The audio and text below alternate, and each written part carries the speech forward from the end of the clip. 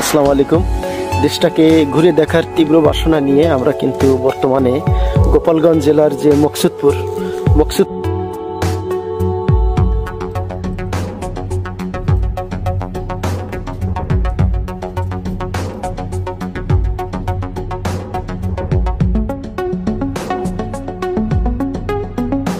বাটিকুমারী যে বড় রায়বাড়ি বলা হয়, সেই বড় রায়বাড়ি হচ্ছে এটা।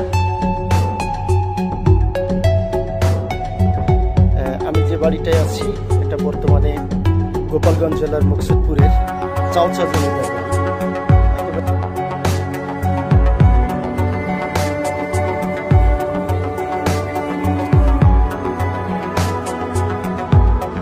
বনগ্রাম ইউনিয়ন ভূমি অফিস যেটা, সেই ভূমি অফিসটা কিন্তু